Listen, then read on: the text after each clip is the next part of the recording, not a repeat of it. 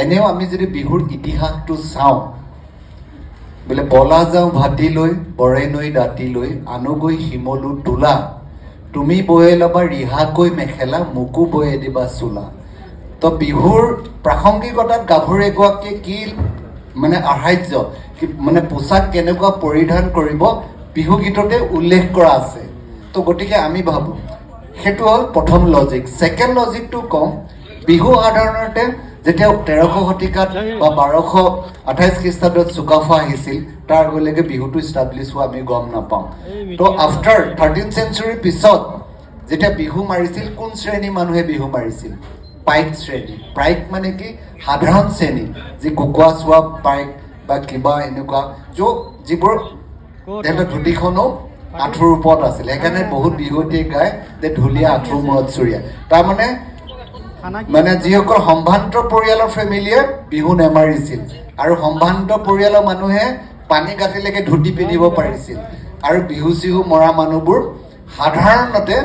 পাইক শ্ৰেণী সাধাৰণ শ্ৰমিক শ্ৰেণী আছিল যি যুদ্ধও কৰিব লাগে যে এইবোৰ কামো কৰিব লাগে তো গতিকে তাৰপিছত দেখা যায় এই যে ৰিহা আৰু চাদৰবোৰ সাধাৰণতে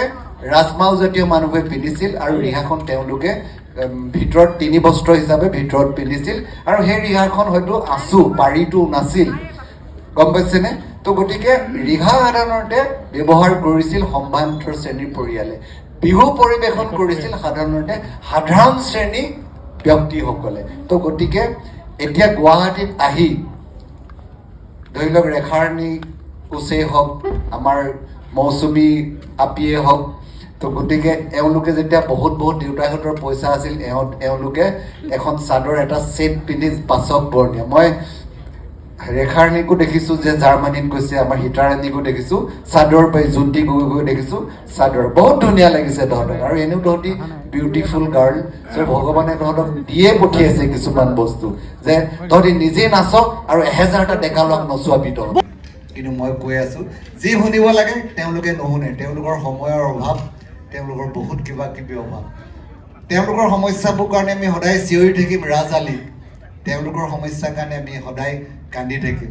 যে যীশুখ্ৰীষ্টৰ এটা এনেকুৱা কথা আছে আই এম দি ডোৰ হু নক মি আই উইল বি চাৰ্ভ বুজি নাই আই এম দি ডোৰ হু নক মি আই উইল বি চাৰ্ভ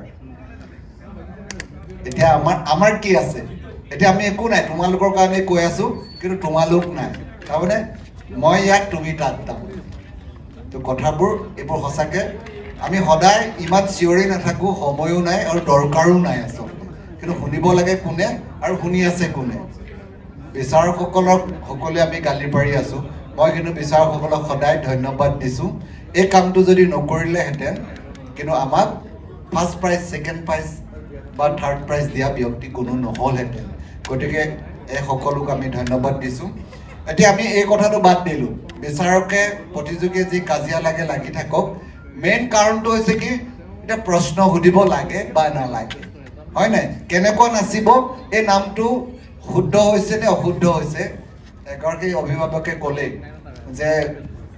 এইটো কোনোবাই কয় ভুল হৈছে কোনোবাই কয় শুদ্ধ হৈছে একেজন বিচাৰকে এটা সংগঠনে ক'ব যে এইটো নাচেই হোৱা নাই এটা সংগঠনে ক'ব যে মতা এফালে পুৰুষে এফালে নাচি থাকিব মহিলাৰ ফালে নাচি থাকিব আচলতে প্ৰতিযোগীয়ে কোনখিনি কথা গ্ৰহণ কৰিব তো গতিকে আমি ভাবিছোঁ আমি যদি আধাৰ এটা যদি কিতাপ এটা যদি উলিয়াব পাৰোঁ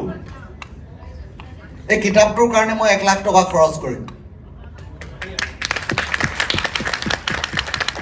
এই কিতাপটোৰ কাৰণে মই পইচা বাহাদুৰি দেখুওৱা নাই মোৰ নাইও কিন্তু কথা হৈছে কি আপোনালোকে সমস্যাটোৰ এই সমাধানটো হওক ইয়াৰ পৰাই যিজন বিচাৰকে কৈছে যে এইটো বিহু নাম হোৱা নাই তেওঁৰ পৰা আনক এটা আৰ্টিকুল যে বিহু নামবোৰ এনেকুৱা হ'ব লাগে ঢোলৰ চেওবোৰ এনেকুৱা হ'ব লাগে আনক সেই কিতাপখনৰ কাৰণে মই 1 লাখ টকা খৰচ কৰিম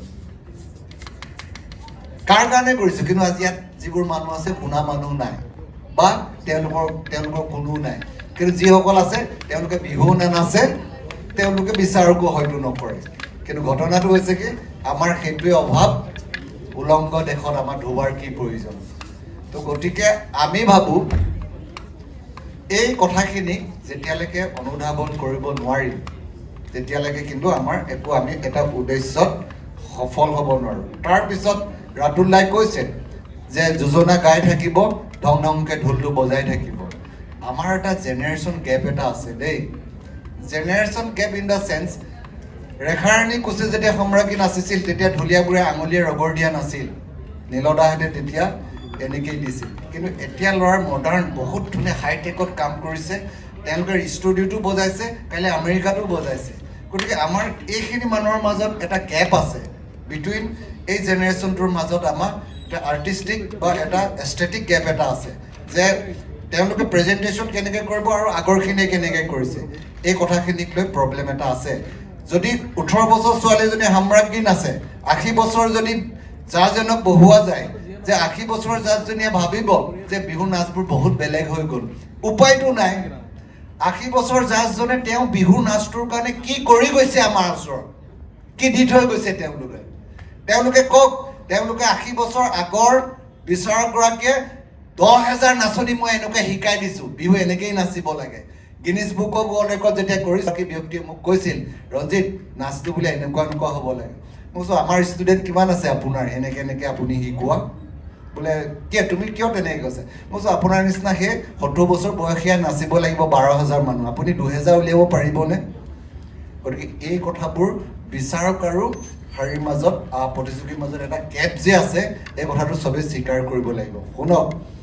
প্ৰথম কথা হৈছে মই ভাবোঁ সম্ৰাজ্ঞী এজনী যেতিয়া নাচিব, এতিয়া সেই সম্ৰাজ্ঞীজনীক ৰেখাৰাণীৰ নিচিনা বা মৌচুমীৰ নিচিনা বয়সৰ হ'ব লাগে বা পূজাৰ নিচিনা। কিয়নো এই ছোৱালীকেইজনীক এওঁলোকে শিকাইছে, 80 বছৰ বিহুবোৰে মানে বিহুৱাসকলে শিকোৱা নাই। যদিহে 80 বছৰ বিহুৱাসকলে তেওঁলোকে ইনষ্টিটিউট খুলি শিকাইছে এই ছোৱালীবোৰক, তেতিয়াহ'লে আমাক ক'বলগীয়া একো নাই। তাত পৰিৱৰ্তন কেনেকৈ হৈছে চাওক। 80 বছৰ বয়সৰ বিহুৱা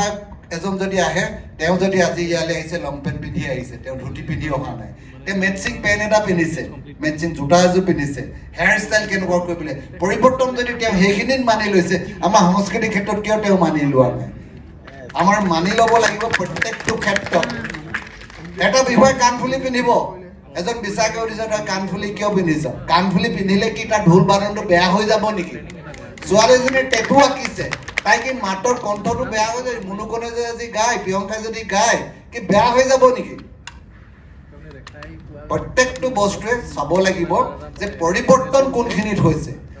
হেয়াৰ ষ্টাইল গৈ পিনে আজি মেডিকেয়াৰ পেডিকেয়াৰ গৈ আজি বা ক'ৰবাত গৈ এইটো কি বিউটি পাৰ্লাৰত গৈ পিনে হেয়াৰ ষ্টাইল কৰি আহিছে, ছোৱালীজনীয়ে বিহু কেনেকুৱা নাচিছে। তাইক যদি সোধা যায় যে তাঁতৰ বোলে এইডাল কি, তাই কেনেকৈ জানিব? তাই বিহুটো কেনেকৈ নাচিছে সোধক। প্ৰশ্ন যদি সোধে উল্টাই, যে বিচাৰকে প্ৰশ্নত যদি নুসুধে, যদি প্ৰতিযোগীয়ে সোধে, বিচাৰকে ক'ব পাৰিবনে তাই যদি এটা সোধাৰ প্ৰশ্ন এটা উত্তৰ ভইচ ক্লোনিং কথা যদি সুধি দিয়ে? মই ভইচ ক্লোনিং কথা কৈছোঁ। বিচাৰক যদি কয় মই আজি বিহু গীত এটা গাম, মোৰ ভইচটোক লৈ পিনে কোনোবাই ভইচ ক্লোনিং কৰি বিহু গীত এটা বনাই দিলে, এই ভইচ ক্লোনিংটো কি ক'ব পাৰিব বিচাৰক এজনে? এতিয়া 80 বছৰ আগৰ হয়তো আজি এই বয়সৰ ল'ৰা ছোৱালীবোৰে হয়তো পাৰিব। গতিকে এই কথাবোৰ technically as a digital era, এতিয়া এই ক্ষেত্ৰত আমি ডিজিটেলি সচেতন হ'ব লাগিব, ডিজিটেলি আমি আগবাঢ়িব লাগিব। কাৰণ কোনো এজনীক আমাৰ কোনো ডিষ্টিংক্ট কোনো একো ধৰণৰ কথা নাই। তো গতিকে এইখিনিৰ লগতে এতিয়া ক'লে যে প্ৰিয়ংকাই ক'লে যে এতিয়া গ্ৰুপ এটা মেনেজ কৰিব লাগে, যে ইমান পইচাৰে উল্টাই পইচা দিব লাগে। হয়, অৰ্থনীতিৰ কথা আছে, অৰ্থনীতি নহ'লে বিহু কেনেকৈ হ'ব? আমি ইকনমিক্স পঢ়িছোঁ, আমি জানো যে কিমানটা বিহু পাৰফৰ্মেঞ্চ কৰিলে এটা ঢুলীয়াই এটা ঢোল পাব, কিমানজনী বিহুৱতীয়ে ক'ৰবাত কম্পিটিশ্যন কৰিলে এযোৰ মুগা কাপোৰ পাব, তেওঁলোকৰ বেনিফিট একো নাথাকে। কিন্তু তাই কাপোৰযোৰটো উলিয়াব লাগিব, কষ্ট অফ প্ৰডাকশ্যনটো চাব লাগিব, ক'ৰ পৰা আহিব। যেতিয়া বিচাৰকবোৰে ইটোৰ লগত সিটো ফিটিং থাকে, তেওঁলোকৰ একো নাপায় আৰু এদিন তেওঁলোকে বাদ দিব লাগিব, আৰু সেইটো আটাইতকৈ আমাৰ কাৰণে অভিশাপ। এজনী ছোৱালী ননচা মানে আমাৰ কাৰণে আটাইতকৈ দুখৰ বিষয়, কাৰণ আমি এটা প্ৰডাকশ্যন হেৰুৱাইছোঁ, আমি এটা আমি সংস্কৃতিৰ কিবা এটা উপাদান হেৰুৱাইছোঁ। শুনক, তেজপুৰত এইবাৰ বিহুতলীত বিচাৰকক কমিটিয়ে ক'লে আপোনাৰ নিচিনা বিচাৰকক মই আৰু কেতিয়াও নামাতো। তেওঁ বোলে কিয়? বোলে আপোনাৰ নিচিনা বিচাৰক মই 1000টা পাম, কিন্তু মই আপুনি যি অত্যাচাৰ কৰিলে এই বিহু গ্ৰুপবোৰ, মই 5টা দল নাপাম অহা বছৰকে। আৰু এই যে এটা দলে 3 মাহ ৰিহাৰ্চেল কৰে 50,000 1 লাখ টকা খৰচ হয় আৰু আপুনি যিটো অত্যাচাৰ কৰে যিটো টৰ্চাৰ যিটো ভায়োলেন্স যিটো আজি আপোনালোকে যিটো আজি তেওঁলোকক যিটো এট্ৰচিটি যিটো আজি আপোনালোকে কৰিলে এই মানুহে হয়তো বিহু কৰিবলৈ বাদ দিব তাৰপিছত সুধিলে এটা ল'ৰা যে এইটো প্ৰশ্ন কওকচোন তেতিয়া ল'ৰাটোৱে উত্তৰ দিলে ছাৰ মই হালখন বাই মইতো মেলি বিহু কৰিবলৈ আহিছোঁ মোক এইবোৰ প্ৰশ্ন নুসুধিব মই একো নাজানো বিহুটো ভাল পাওঁ কাৰণে আহিছোঁ আৰু তেনেকুৱা প্ৰশ্ন সোধে নেকি আজি নগৰীয়া ছোৱালী এজনীক নগৰীয়া ল'ৰা এটাক সোধে যে নাঙলটোৰ তলত থকা ফালৰ পাতিৰ তলত থকা পাতি চলাৰ নাম কি কেনেকৈ ক'ব পাৰোঁ যদি আমি আধাৰ পুথি এখন উলিয়াই দিব নোৱাৰোঁ সি জানিব লাগিব হি শুড হেভ ন'ন যদি আমি কিতাপ এখন এখন চিলেবাছ যদি উলিয়াই দিব নোৱাৰোঁ মই সেইকাৰণে দেৱজ্যোতি ডাঙৰীয়াক কৈছোঁ যে এখন আমাক আধাৰ পুথি লাগিব সেই আধাৰ পুথিৰ পৰা প্ৰশ্ন যদি সোধে যদি তাই নোৱাৰে বেলেগ কথা APSCটো ছায়েন্সৰ ল'ৰা এটাই পলিটিকেল ছায়েন্স লৈ পিনে APSC এপিয়াৰ হয় গতিকে আধাৰ তাত চিলেবাছ থাকে গতিকে মই কৈছোঁ তাতো এটা ক্ৰিটিকেল প্ৰশ্ন আছে বিহু নাম আৰু কিবা কিবি জাত নাম ঠেলা নাম এইবোৰ ক'লে কিন্তু নিজে যেতিয়া ৰচি গান এটা গাব তেতিয়া কি কৰিব আপোনালোকে মই নিজেই ক'লো আজি নাচনীয়াই ভাল লাগে মোৰ তোৰে মুখত হাঁহিলে পৰা খোল ছোৱালীজনী নাচি আছে বিহুৰ তলি তোৰে প্ৰেমত হলো মই বিয়াকুল হলো মই বিয়াকুল বিহুৰে তলিতে তই নকৰিবি অভিমান বহাগৰ নাচনি তই অসমীয়াৰ সংবিধান তোৰ বুকুতেই লুকাই আছে ঐ জান মৰম জান ধিপ ধিপ ধিপ ধিপ মোৰ কলিজাৰ অম্লজান তোৰ বুকুতেই লুকাই আছে ঐ জান মৰম জান ধিপ ধিপ ধিপ ধিপ মোৰ কলিজাৰ অম্লজান বিহু নহয় নেকি কওক এই যেতিয়া নামটো গাব বিচাৰকে কি কৰিব তেতিয়া আমাৰ পুথিখন প্ৰস্তুত কৰাত প্ৰব্লেম এটা আছে সেই বিচাৰকজন বিজ্ঞ হ'ব লাগিব যি বিচাৰকজনে এইটোকো বিহু নাম বুলি স্বীকৃতি দিব পাৰিব লাগিব ৰাইট তেওঁ যদি কয় এইটো নহয় ৰঞ্জিত গগৈ ৰিক্সা গান আৰে মোৰ নিচিনা মানুহেতো আজি 200 বছৰ আগত লিখিছিল মোৰ নিচিনা ল'ৰা এটাইতো লিখিছিল অনাখৰি